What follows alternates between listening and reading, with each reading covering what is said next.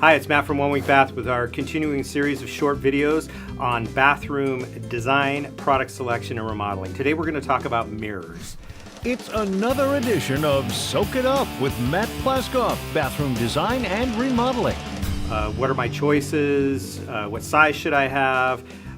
What do they cost? So basically, the major categories of choice would be a plate mirror, a framed mirror, a pivot mirror, which is also a framed mirror, or a decorator type mirror, which is kind of doesn't really match any particular thing like the cabinet or the fixture. So starting with the plate mirror, a plate mirror is just a plate mirror with no frame on it. It can be beveled or unbeveled depending on the style that you're doing. It can go wall to wall from splash to ceiling, or it can be floating on the wall above the vanity. Framed mirrors come in all kinds of different choices. A lot of people like a framed mirror that matches the cabinet. So the cabinet door style, the cabinet door color. Most of the cabinet companies, at least the ones that we work with, can make a custom framed mirror to just about any size that matches the cabinetry. The other option is a framed mirror that is made to match your fixtures. So polished nickel, brushed nickel, oil rub bronze, or chrome.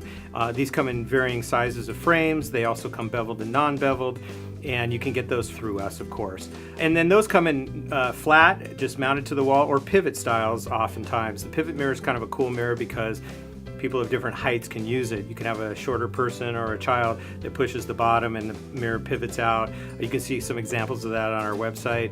Also, if you push the top, then a taller person can see it, so it's kind of multi-use. Plus, they look really cool because they have the pivots on them, and if that goes with the style of your bathroom, that's a good decision. The last choice is to get either custom from a frame store or decorator type mirror, where my suggestion would be to go actually look at those physically. So that kind of ties into where do I buy these mirrors. When we do custom frame mirrors that match our cabinets, obviously we provide those through our cabinet company.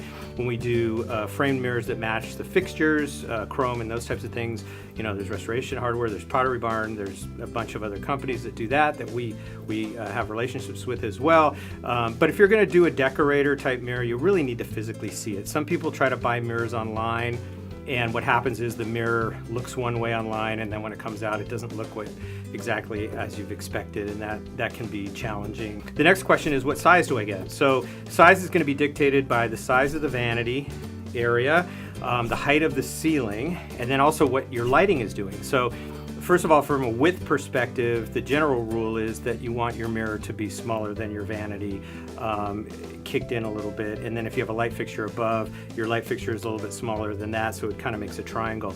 If you're doing sconces on either side of the mirror, then you've got to be cognizant of the space that needs to be left for those sconces.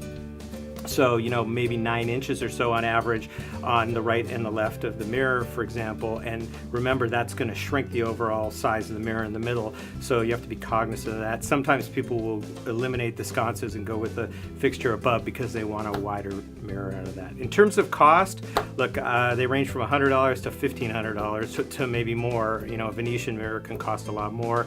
And I think you just have to be cognizant of where the ranges are. Most of the mirrors that we deal with will run anywhere between a couple $100 to $800 depending on the size of the mirror.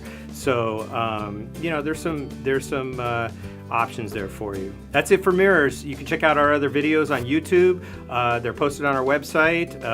Oftentimes we'll post those on Instagram and social media, and we'll talk soon. If you'd like to see more of our videos, subscribe to our YouTube channel. Go to our website at www.oneweekbath.com, and we'll see you next time.